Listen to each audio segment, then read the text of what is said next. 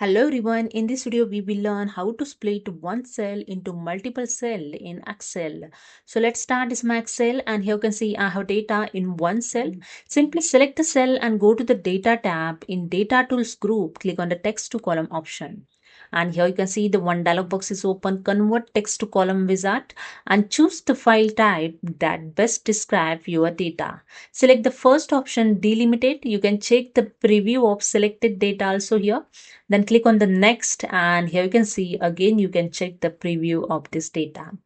Then click on the comma option, and you can see the one line is break between this data. It's split in different cell. Okay, it's multiple cell. Then click on the next and click on the finish. That's it. Here you can see your one cell data is split into multiple cell. Okay, so hope you understood. If you like this video, please subscribe. Thank you so much.